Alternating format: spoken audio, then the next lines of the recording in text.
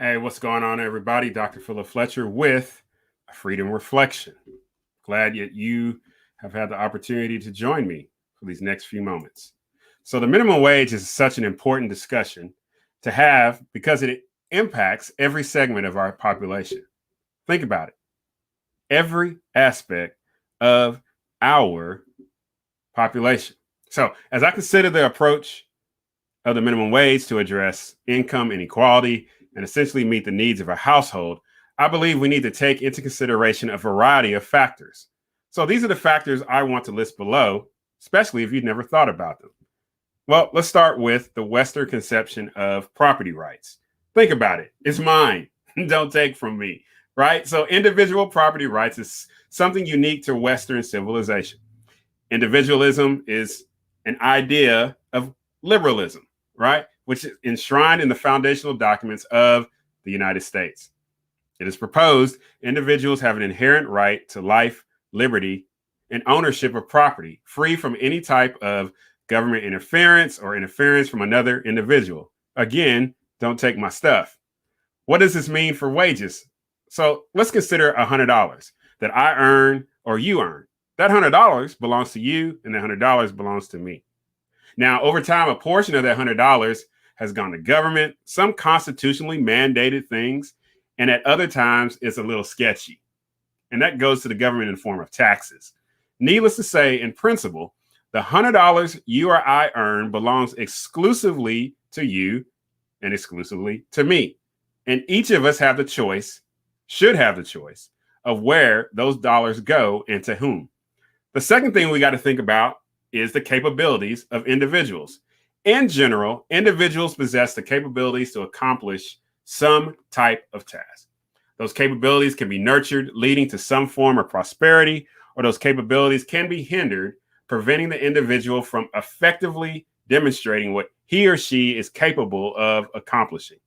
Our capabilities vary for a host of reasons, but essentially, reality does demonstrate two persons with the same capabilities can end up with different outcomes. So, in the context of our discussion, two persons with the capability of compassion may end up in two different occupational paths. Let's say a nurse and a nun.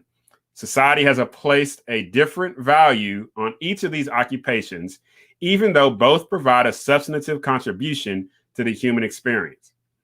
At the same time, we also have to acknowledge individual capabilities are limited by laws, stereotypes, and resources of different types. What about businesses? What's the purpose of business?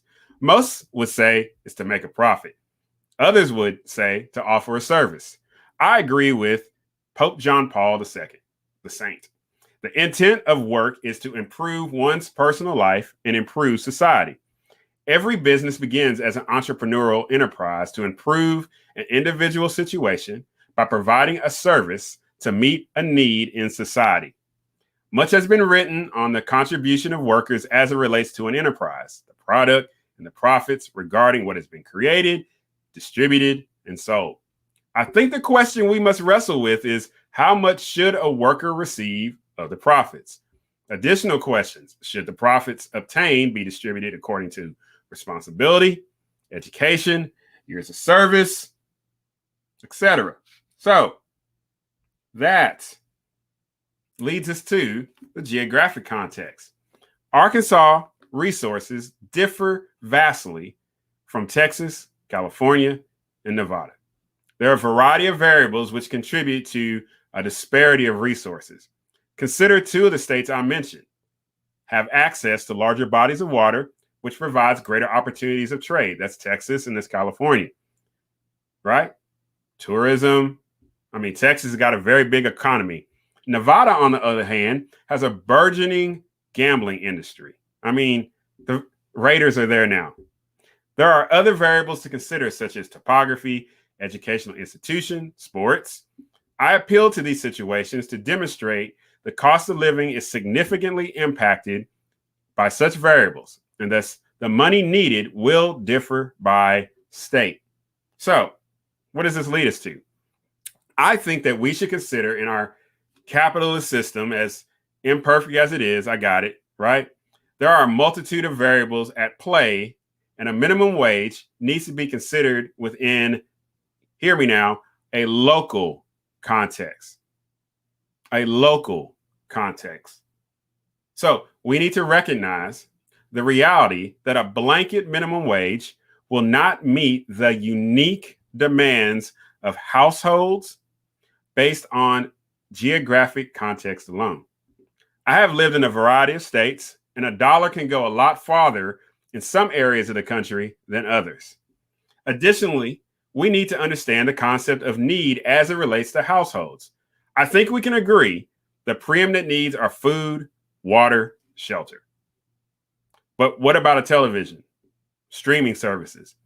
What about houses with persons with disabilities? Single income, dual income. We need to recognize the minimum wage impacts on small businesses as well. Think about that. Small businesses versus mid-sized businesses versus these large businesses. All right. So a small mom and pop restaurant is significantly different than a Chili's. I believe this gets lost in the discussion. Just like it should not be a one-size-fits-all approach to households, the same must be said for businesses. And I'm really thinking about those small businesses. I think a radical solution is reducing the size of government. What is their minimum wage? Many of our tax dollars are wasted on institutions in state and federal government. Those dollars should be returned to everyday citizens. There are actual departments in federal government and even in state government which should not exist. Thinking about the federal government, there are departments that should not exist because they're not constitutionally mandated. Yet we pay for them. So let's talk about a minimum wage for our government institutions. That is where the discussion needs to be had.